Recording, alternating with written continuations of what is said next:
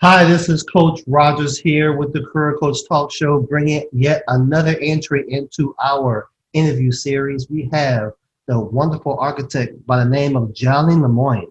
Now, from the great state of Texas in Dallas. He is raised by parents who are both from Mexico, so he's a Mexico American, and his is a minority owned business. Now, his purpose is to educate his clients who also end up becoming friends based on his awesome nature about architecture and design, which everyone has an idea or a vision. Thus, he invites people to the opportunity to be unique, to be creative, and mostly be the design that they saw in their minds. He knows how to draw designs out of the minds of people. He has residential design is his biggest passion. He also has forayed into business in today's COVID world to showcase ways people can design around and continue to interact with each other while being safe based on the designs of the structure of how people are seating and how things are laid out. He is a licensed architect in the state of Texas and Louisiana, and he has a master in architecture. He also is a strong influencer within his family and outside. He has his own YouTube channel. He's on TikTok, and he's always been a person who has been a very focused entrepreneur and was once even a mobile DJ. Now, recently, he had a day job where he was let go due to all the furloughs based on the COVID situation, but that pushed him to a whole new level to take his business further, stronger, better, and now he has become even more successful in his entrepreneurial life than he was in his corporate life. And with that, I want to bring to the show the awesome Mr. John Lemoyne as he shows us how structurally, design-wise, to become more better and how to operate with success in today's society. So here is Mr. Johnny Lemoyne.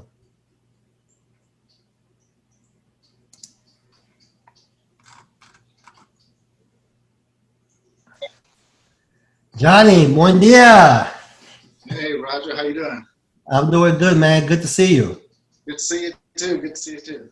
Man, so it took me a little bit to do your intro because you actually have a lot. I mean, of course, being Texas born and bred, but you're from Mexico and you've done a lot, in your career. You have your master's, your licensed architecture person. You help people get the designs out of their minds, So, and also you've had some recent part of your story where you kind of made the transition from the corporate world now to full-time entrepreneur. So my first question to you is this, because we just like to jump right into things here at Career Coach Right. Talk. How has that transition been for you as you experience in this COVID world, not having a corporate role anymore, but now you've had to transition that energy into your entrepreneurial life. How has that been? So the transition, I would say, might have been abrupt, but also somewhat smooth. The reason being that is because I've had this part-time. Well, my business was a part-time job for me for like a couple of years now, and it's always that extra little paycheck whenever I would get it versus having my corporate salary. But then when COVID came, I saw things ramping down at my main job, and I was like, okay, I need to make sure if anything fails over here that I have something to lean on. So I did my numbers, my calculations, and whatnot. And sure enough, that day came to where a lot of us had to be laid off, and we had to, find a different location to bring in some income. Luckily for me, I had something to fall back onto. So I said, okay, I'm out and about.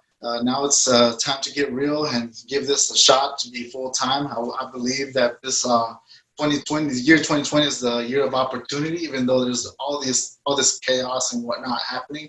I took that as an opportunity, and also I gauged it with what I was going to make for till the end of the year to see how that would come out of.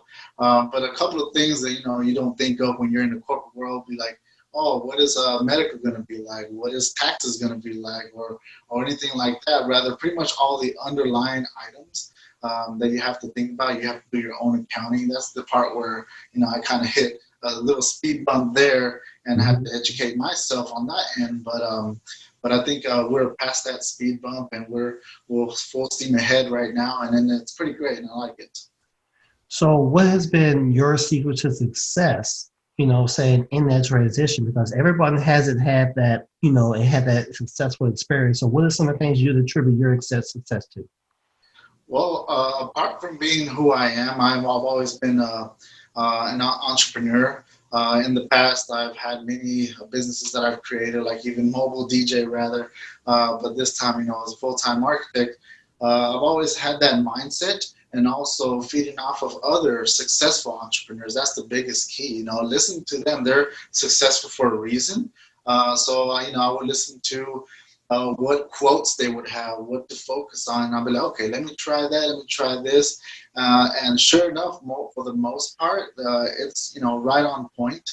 And then also, it definitely takes a lot of man hours for yourself to put into the business versus saying, oh, this is my 8-hour job day. No, it's a full-time job now, to where, it might spill into weekends. You might have to take a late call or something like that. So it's just really making yourself available, and also listening to people, because at the end of the day, they're the ones that are paying for you to be successful, right? And you want to make sure you provide and you fulfill what you're saying you will definitely provide.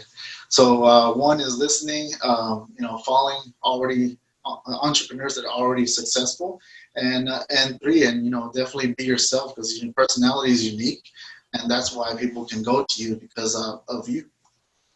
So my next question is, seeing that we have an architecture expert here on the show, I'm curious as to what type of effects do you feel that COVID is going to have on the world of architecture, and how we design our residences, as well as in businesses, and how, as like restaurants, for example, how they design, how they interact with the customers, and how customers are going to be able to maneuver around each other based on architecture.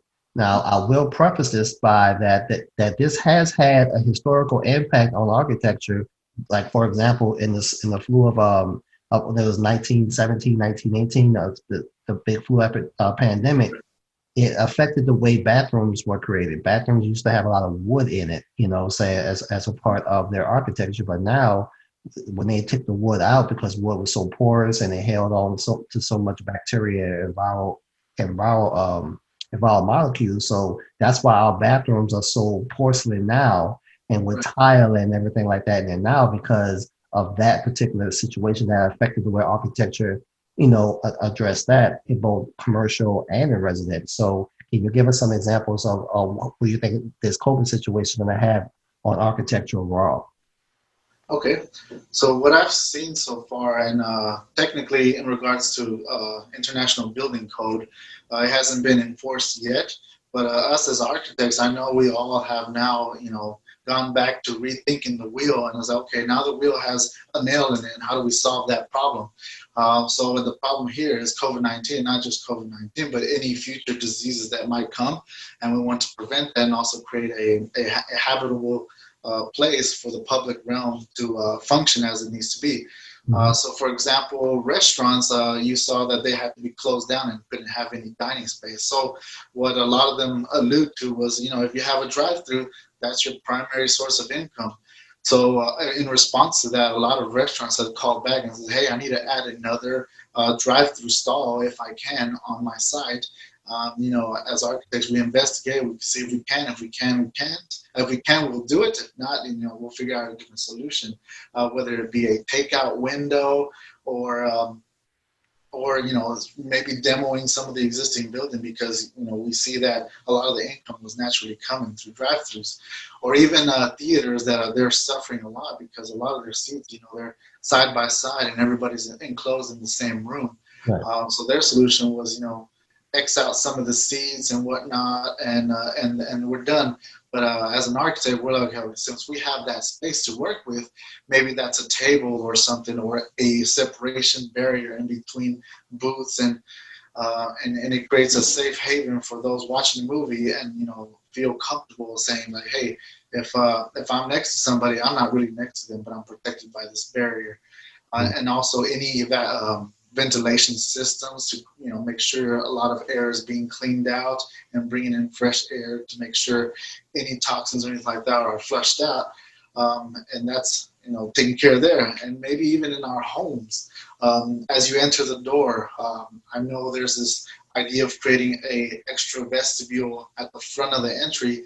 What was done prior is, they called this the Amazon drop off. In other words, it's a door before the main door, and there's a small room where the Amazon drop off can come in and open that door, leave the package, close it, and through an app, it's closed and shut and protected. But now I feel like that room now has become a room of, hey, sanitization. Maybe there's a sink there, a vent or something like that to kind of cleanse your body of any toxin before you enter somebody's residence and whatnot. Of course, there's many other examples I could provide and many other problems that we could encounter, but for the most part, those are the biggest ones that I've seen hit. Other companies, they're doing okay because naturally we're still going to need grocery stores and whatnot. We've already seen the plastic barriers come up in front of the cashiers. It's already a step ahead to where now that's probably going to be permanent. Whether there's a COVID or pandemic at that moment, that barrier is probably going to be there for groceries to come, grocery stores to come, that is, and any other retail stores that have that type of interaction, right? So you can already see it's already affecting us, and I guarantee that it's going to be definitely pushed on us in regard to code, and it's going to come forward. So it's best to plan now and anticipate that coming for the next projects to come. So that makes me think about a lot of things. Like you mentioned the movie theater, which is something that I hadn't thought about in depth. I love the movies myself, but I was just thinking that I didn't realize that they're going to have to really adjust seating there. But that also would apply for churches as well. I would imagine that's going to be even a bigger thing. Yep. Oh yeah, definitely. I could see that applying for churches, but as long as you pray, you might be protected. But other than that, any room that's like a type assembly room, rather, will definitely be affected in regards to whether the city lets us assemble as such, or we have to create the spacing necessary in between families or individuals. So let me ask you a quick question about your business as far as how COVID has allowed you to do your business, because so many businesses have been predicated on having physical interactions or one-on-one interactions with clients or potential clients. So what are some of the things that you've done with your business to keep it operating effectively in the realm of this new normal of people not being able to see each other face to face as much? Right. Well, first things first is definitely updating a background of some sort to make sure if you have any type of video conferencing that you can be presentable and also be able to hear clearly if you don't have the system already in place, and also to see clearly. Apart from that, any in-person meetings that are still happening, but they're rare now. Now, instead of taking the whole team to talk with the client, it's more of like an individual basis. Like the head architect or maybe the head developer on their end. We meet face to face, but we are still, separated across the conference table by at least 6 feet to make sure there's no conflict. We're safe and we're protecting our loved ones that are back home waiting for us. So there's many ways to approach that. It's just, it's not the big gatherings anymore. It's just more intricate, more involved, and more personal. Okay. And another question, as far as you work with your clients, what are some of the common mistakes you're seeing that people have been making that maybe they're not taking into account, saying when they work with you? What are some of the common mistakes you're seeing clients make? Let's see. When they work with me or when they work with other companies, sometimes, like at least in the architectural world, is architects typically can be big-headed. Rather, we like our designs and want them to be untouched, and this is the answer for you. Pure artists. You guys are pure artists. Exactly. So imagine the painter, doing his masterpiece, and all of a sudden you come over here and touch it up. He might look at you funny, or he would just tear it up because he'd be like, "No, you just ruined it." So for me, rather, I kind of like to listen and say, "Hey, I'm not the one primarily going to be using this, location or anything like that. It's going to be yours. I want to make sure it's retrofitted to you. It's kind of like getting a tailor-made suit, right?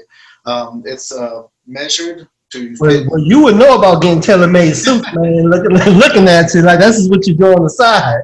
Right. So anything like that, it's custom fitted. It just feels better, looks better, and Mhm. you're more, you know, involved in the project versus handing it off to an architect and seeing what you would randomly get. Now, I'm not saying all business or architectural companies, firms are that way. I just know in some instances I have seen to where a design can be pushed onto an individual versus, listening to them first, seeing what they want or what they like, and then, combining that together, putting your ideas together. Because at the end of the day, everyone has an idea that will, can add to the table, right? Mhm. Versus just having one voice. Because right now it's all about, everybody having a voice, right? So that comes true to me and my business, saying, hey, you have a voice too. I'm not the only architect and designer. Obviously, you have an idea in mind. Let's hear it. And then I work with that and say, hey, this is now our design, and we worked on this together. Versus, A collaborative work. right. Awesome. Awesome. So, again, wrapped around this COVID thing, how has this affected you as far as how you interact with you and your family and friends and coworkers? So since a lot of people a lot of my coworkers, they're able to work from home, especially in our business. Everything's almost digital now. All our modeling is done in the three-dimensional world. We can work pretty much primarily 100% on the computer. So that hasn't been the biggest the hit. It was primarily more of the infrastructure. Let's say we have a main hard drive that we're all, on a network with together. Now we had to find a different solution for that and find like an online database that we can all tap into versus being all on one. Of course, there's different ways to, reach a server in different ways, but for me, we had to find an online solution for that, which wasn't too difficult, but we solved it, and I think we're pretty successful in that. And also, like I mentioned before, now for meetings, we're all on video conferencing versus in person as much as we can. Okay. And what are some things that you're doing that's going to help continue your successful trajectory over the next 6 to 12 months? Because again, we don't know what the world's going to look like. I'm sure it's going to change a little bit. You mentioned that architecture or building codes may be updated over the next few months. So what are some things you're doing to make sure that you're going to continue moving on a successful path? So we're looking, like as always, we're looking into other business that are similar to ours, other architecture firms, like what are their ideas. Sometimes there's round tables where we, get on a video conference and we talk about what we've seen, kind of lessons learned on their end, and vice versa. So we're all learning from each other while, kind of competing against each other a little bit. But at this point, we need to hear what each person has learned and then apply that before, it becomes a permanent thing in regards to code. Because of, Wait, so the architecture world is becoming more like a hive mind of people, even though you may have separate businesses, you guys are interacting with each other and sharing what you learn. somewhat, yeah, because naturally in the architecture community is a small community. Mhm. We've already gotten together, and it was primarily to, showcase like, hey, we're working on this project, we're working on this project. But now it's really like, hey, we're running into these issues. How would you solve it, or how have you solved something like this? And we both work on theaters. What is your idea and such? So we're definitely sharing ideas in that matter, and it's been pretty helpful, at least for me primarily, because I was losing a lot of restaurants projects because a lot of them, they didn't see the light. They saw a lot of privately owned restaurants just closing and closing. And now I say, you know what? That's just the old way of thinking. You need to really rethink the box for the restaurant and see what we can come up with as a new idea. If you think about it, I hate to throw names out, but Sonic, they're all drive-through and they did just fine, right? So like, there's definitely companies out there that they weren't So designed for. Sonic was COVID proof already. Pretty much. Wow. Just got to see what's still working. It's like, oh, okay, that business is still thriving and hasn't really hit rock bottom yet. Obviously, something works there, so you just investigate, analyze, and then apply that to anything new. And that's really, everything in history. We look at what we did in the past and see what's working now. That's interesting. So tell us about your business. So what is the name of your business, and how can people reach out to you and start working with you, possibly getting your feedback on their projects? Right. So my business is called Foresight Studio, and we're primarily a boutique residential firm, but we do partake in commercial projects like retail, office, hotel, restaurants, theaters, and some other entertainment venues. We definitely are reachable by website, which is www.foresightstudio.com. And also on social media, we're pretty active. You can find us on LinkedIn, YouTube, Instagram, and also Facebook. As long as you type in Foresight Studio, it should come up. Awesome. Thank you for sharing that with us, man. So this is something I like to ask all of the people that come up on the Career Coach Talk Show. And this is a question I have for you, of course. What is some great insight, some amazing lesson learned, something that you would like to leave the audience with? If you can drop a nugget in their mind, if they forgot everything else and they just can remember this one message, what would you leave our audience with today? So I've thought about this too, and a lot of people come and ask me, is like, hey, how are you doing this? How are you so successful? So I would say primary thing is that I didn't say no. So if an opportunity comes, don't say no because you don't know how to do it or you can't figure it out. There's always time to, get educated and get focused and whatnot. So if you're thinking right now and you're like, hey, maybe I should start my business, sure, at least try it, at least before you say no. Because if you say no, there's really no reason, and at that point you're missing an opportunity versus saying, hey, let me try it. Okay, I've tried it, either works or it didn't, and you can see what other opportunities are there if it didn't work out. My thing is always try it before you say no. Well, that's awesome. And then you make a very good point there, because you don't know what you're capable of doing until you actually go in and try it. So a lot of times opportunities come to us and we're thinking that it's haphazard. But if we believe in anything, destiny, fate, anything like that, saying it's giving opportunities to stretch yourself to show that you are more than what you thought you may be able to do. So that's an awesome point. And thank you for sharing that with us. Yeah, for sure. So, Johnny, thank you for coming on the show today, man. We learned a lot. Some things to definitely think about, some things we're going to see in our world based on the work that you do. Thank you for the work that you do. And I definitely appreciate your time. All right. Thank you, Roger. I'll talk to you later. All right, guys. And that is another episode here at Career Coach Talk, our interview series with Johnny and your coach, Roger Zveen. And we look forward to you guys to go out there, check out Johnny, go to his website, interact with him. You have any notes for him in this post, go ahead and drop those notes in there. We'll make sure that he get that. And thank you guys for watching us today. Thank you for watching today's episode of Career Coach Talk. Are you ready for your next professional version of yourself? Come visit us at mdself.com. Schedule your free consultation or reach out to us via email at coach@mdself.com.